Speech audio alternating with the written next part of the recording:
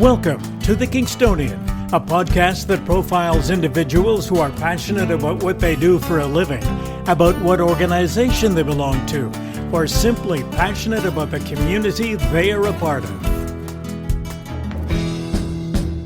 Hello there and welcome. My name is Dave Cunningham. On today's program, a man passionate about playing rock and roll, rhythm and blues, and the sound of a big horn band. A Big Phat Horn Band. And his name is Rick Flanagan. Rick, welcome to the program. Well, thank you, Dave, for inviting me. Glad to be here. We're going to talk about your band. We're going to talk about you, first of all, and I want to get some sense as to your background in music, because you have been playing for a long time. Well, long time is right. I've been playing for 45 years. I started learning piano when I was in grade 1 in school, and I studied piano for about 8 or 9 years.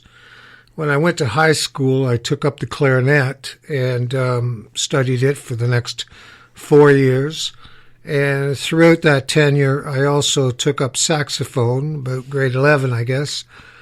And then when I was 19 years old, I bought a $60 sax and joined a band and went on the road full time, playing 50 weeks a year.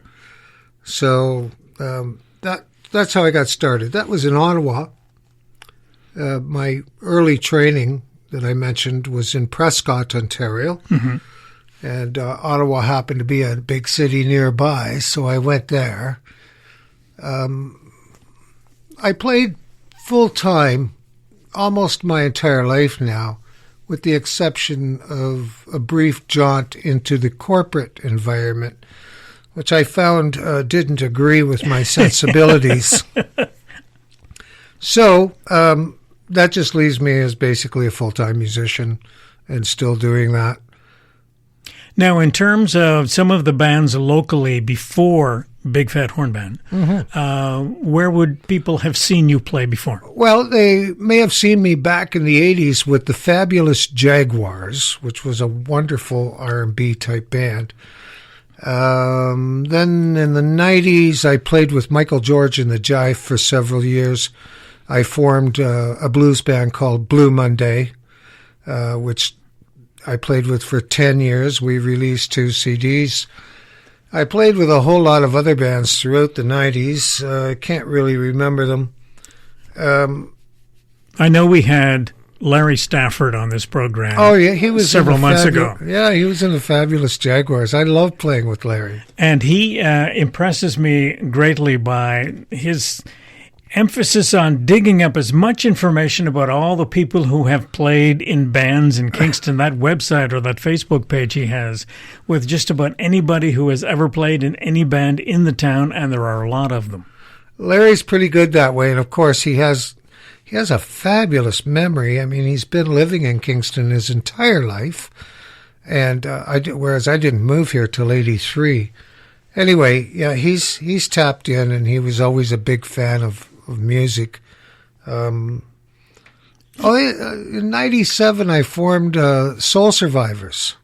Right. And they had a good run till 2004. And then in '06, I moved to Memphis, Tennessee, and was basically a working Beale Street musician. I had 2 or 3 different house gigs on Beale Street. And then I joined a touring band in Memphis, and we toured all over the Southeast. I was also selected to go to Italy for an R&B festival. It's the largest R&B festival in Europe. It's called the Paretta Soul Festival. The guy who runs it used to be the manager of the name eludes me. He's a blind vocalist, an operatic singer. I forget his name right now. The current guy, Andrea Bocelli? That's who it is. Yeah, He discovered him and was his manager, and he went on to get a job with the Italian government as a social department, cultural department. And every year he comes to Memphis and he hires a core group of musicians to go play at the Paretta Soul Festival and to back up other names. So one year I was selected. That was a tremendous thrill. I got to play with a lot of great people, like Irma Thomas was on the bill. Playing right beside me was one of the greatest trumpet players in rock and roll history, was Wayne Jackson of the Memphis Horns. He was on 88 top 10 hits with everybody from Elvis to Sting. Now, I'm interested in knowing why you decided to go to Memphis in the first place. Well, that's a pretty good question. My wife had just graduated as a nurse at the age of 50. She had left her previous career and decided to go into nursing. And when she went to seek employment, our children were gone and moved out of the house, and we basically knew the world was at our doorstep. So she went to a job interview in Atlanta, a job fair, and got 20 interviews and was offered 20 jobs. And one of them was in Memphis, Tennessee. And I said, wait a minute. I've been playing Memphis hits my entire life. So I checked out the scene on the internet and realized it was still happening. So I decided to go to Memphis.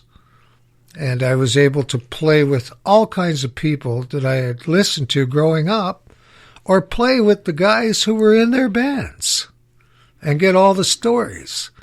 And just in case, for the listener's perspective, just in case we didn't make it clear off the top of the show, is that you play saxophone in a band. And so I know that I was looking at a video on a DVD, and it's about the folks in Motown, the background musicians, right. the Funk Brothers. Right. And they played on everybody's hits, but they never get the recognition, That's or never right. got the recognition a lot of these background musicians ever got. So at some particular point, you decide to leave Memphis and come to Kingston. Well, within 5 years, I had basically done everything I wanted to do. I'd worked Beale Street to death. I'd played with all kinds of great players, and I toured all over the place in the States. I probably played in 20 states while I was there. And then I just decided, well, okay, it's time to go home to Canada. And that was it. It was that simple. I just wanted to get home to Canada. So you came back here. And Right. you decided that you wanted to put together, instead of having a 3 or 4 person band like most people have, you decided you wanted to put 10 people on a stage. That's right.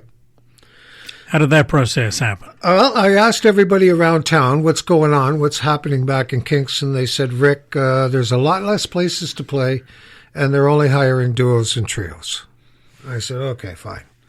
Well, if there's nowhere to play, I might as well put together my dream band, which would be a 10-piece band featuring a vocalist and 6 horns and a rhythm trio behind it, guitar, bass, and drums. And I went to my buddy Sylvain Gagnon, who's a bass player, and he and I have played together a lot, different things. And I said to him, what do you think? I said, let's put together a band where I can play the songs. This was when I was 60 years old. And I said, I can play the songs that I've wanted to play my entire life, but I was never in a band with guys that were good enough to learn these songs because they're very difficult. And he said, I'm all for it. Let's do it. Let's have some fun. Even if we never work, let's just have some fun. So it was formed as a rehearsal band. And I thought I'd be lucky if I got 3 or 4 gigs a year in the parks, hired by the city of Kingston. That was it. We've been playing for 5.5 years every month at the RCHA on the last Saturday night of the month. And we also play engagements elsewhere at people's weddings or special parties and such a thing, And we're working. We're a busy band. Let's talk about the band and the people in it. So we know Sure. Sylvain's on bass. Sylvain Gagnon is on bass, and he's just a marvelous, marvelous musician. He plays several instruments. He's also the conductor of the military band here in town. Okay. And on top of that, he's a symphony musician, Okay. playing tuba or bass, string bass. Okay. So that's Sylvain. Right. On drums, we have Mike Sackle, an old buddy of mine that I've been playing with since '93. And he's constantly in 3, 4, or 5 bands. He's a total constant in my musical life. He also sings backup vocals. He does Sometimes, sing backup vocals. He sings lead vocals, too. Mm-hmm. On guitar, we have the incomparable Dave Barton. Mm-hmm. Probably, Awesome guitarist. Probably the best jazz man in the city of Kingston. Dave has an international, or he certainly has a national reputation. Mm-hmm. He's known in the jazz community across this country. Yeah. So there's Dave on guitar. We're so lucky to have him. And the horn section is 6 different people. We have Dr. Chris Hammond, a dentist, on trumpet, who can play a trumpet like no other trumpet player in the city of Kingston. Mm-hmm. He's got all the high tones, the top tones, and he's an exciting soloist. On second trumpet, we have Janet McCrae, who I've worked with since '97 in the Soul Survivors. Janet is also a trumpet player that comes with a symphony background, mm-hmm. a big band background, a classical background. She plays with brass works. She's just a superb musician. I love working with her. On trombone, right now, we have a Queen student. He's the newest member of the band. He's been with us since September, and his name is Joseph Dashney. And he studies at the Queen School of Music. And I'll tell you, this guy is a really, really talented guy. Really talented. And I wish I'd had that much talent when I was his age. Mm-hmm. Anyway, he's holding his own, no problem. On alto sax, we have a neonatal nurse named Sandy Bowman, who's had a full career as a nurse. She never played professionally until this band. And I discovered her in the Frontenac County Orchestra. A community concert band, the Frontenac County Community Concert Band. And that's where I found Chris Hammond on trumpet also. Mm-hmm. And then on baritone saxophone, we have Brooke Wobodich, who plays with many different groups around town on baritone sax and is well known. And she was also the band leader of the LaSalle Causeway Big Band. She was the leader for years. So you have quite a selection of musicians in that group. We do. And we have a singer. That's right. And the singer is Michael K. Myers. He plays in 4 or 5 different outfits in town, and he works as a soloist and as a duo, and he spends all summer working on the tour boats out of Kingston. He's constantly working. I could never keep up with that guy. No. We had him on this program a few months ago, and just the litany of things that he does do is just amazing to look at. Truly remarkable. And to be able to adapt to certain styles mm-hmm. as well, different kinds of styles. Let's talk about picking songs and arranging songs for the Big Phat Horn Band. How do you decide what to play? Picking songs is one of my favorite things to do. I probably spend an hour a day searching for tunes. And when I'm going to pick the next song for the Big Phat Horn Band, it usually has to have a legacy. Did it receive a Grammy Award is number one. If it did, is it also in the Grammy Hall of Fame? That will help seal it for me mm-hmm. right there. Because it's going to be a highly recognizable tune that everybody will know. It's world famous. And then what I do is I pick 8 or 10 of these. And I contact my lead singer, Mike Myers. And I say, Mike, pick 3 of these songs. Which would you like to sing? Because he has to sell them from the stage. Yeah. So it's all on his shoulders. If he can't see himself singing a song, we're not even going to consider it. So he picks 3 or 4 of his favorites, and then the work on the arrangements begins next.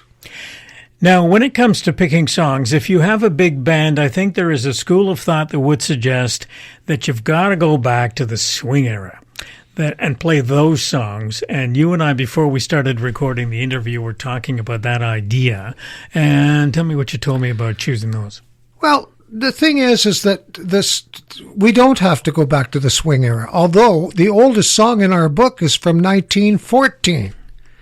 St. Louis Blues, but it's an updated funky version from the 90s. We do have a few old swingers, but they have to be massively famous, maybe revitalized by Mike Bublé.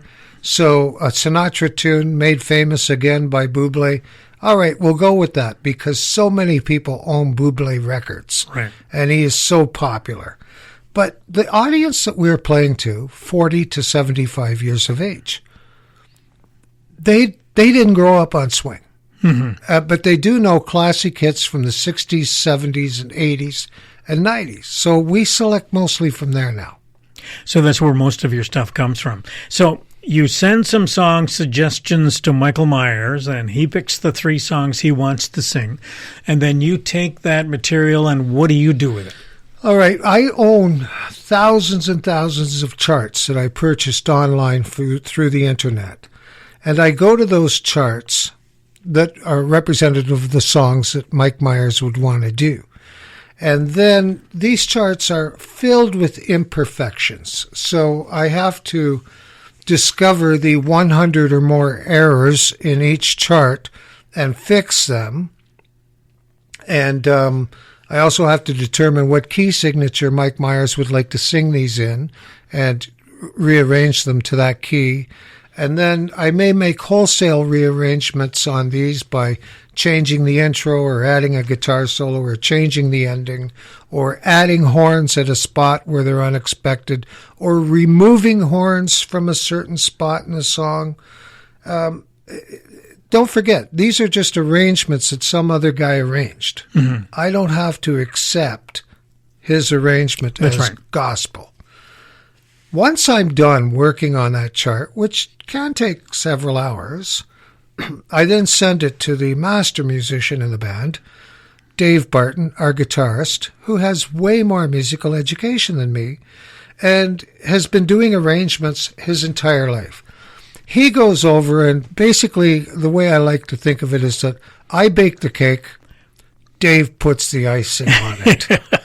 And it's a work of art by the time Dave Barton's done with it. He sends it back to me, and then I have to do the editing for each individual player. And that's all. That just takes a few more hours. So a lot of effort goes into bringing a song before the band.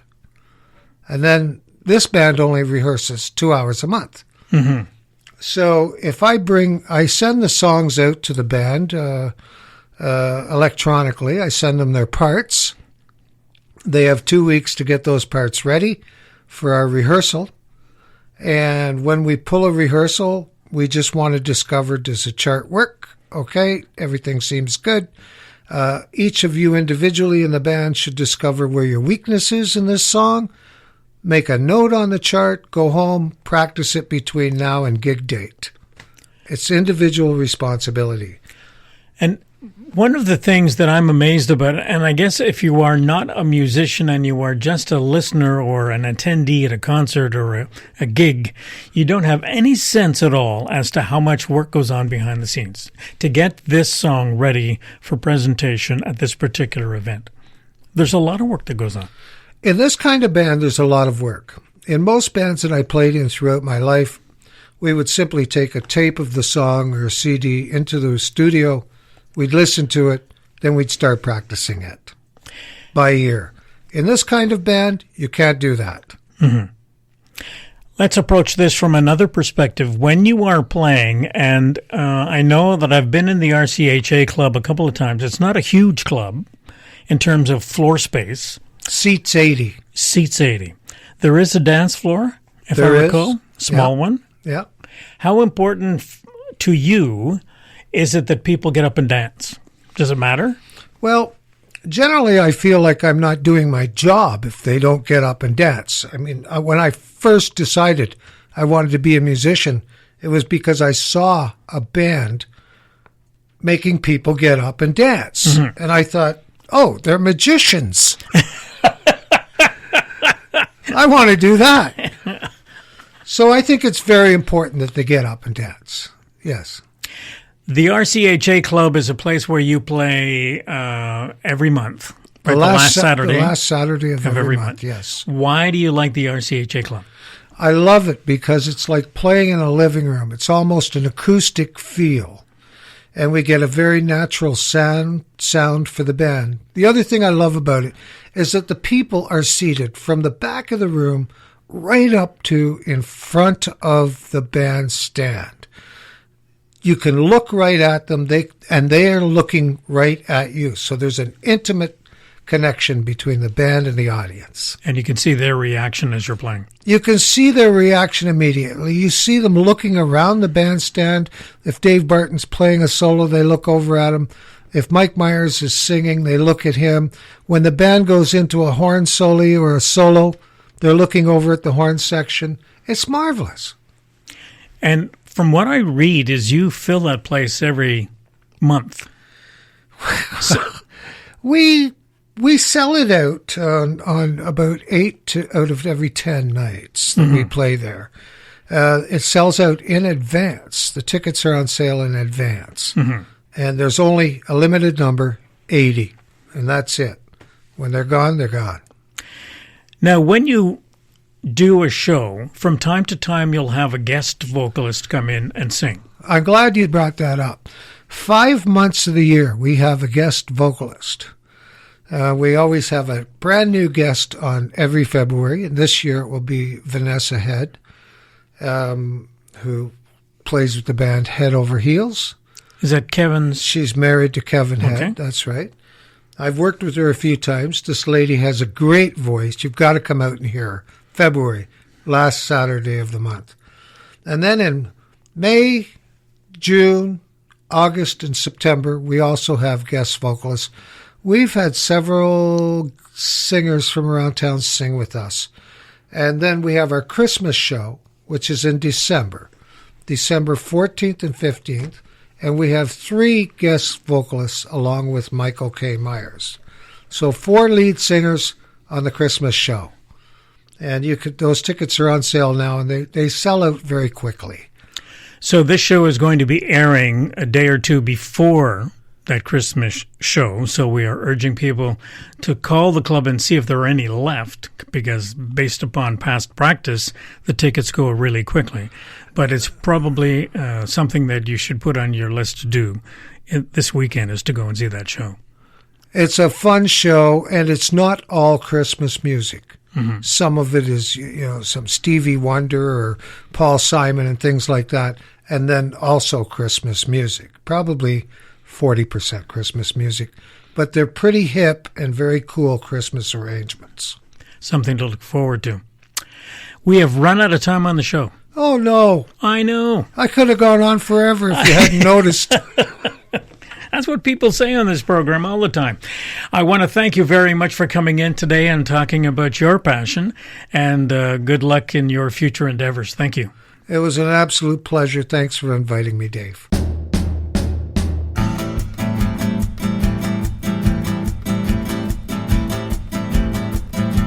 Theme music for the program is Stasis Oasis, a tune written and performed by Kingston musician Tim Aylesworth. If you have any questions, comments, or suggestions about any of our episodes, please send a note to the Kingstonian Podcast Facebook page. This is Dave Cunningham from Kingston, Ontario. Thank you for listening. Until next time.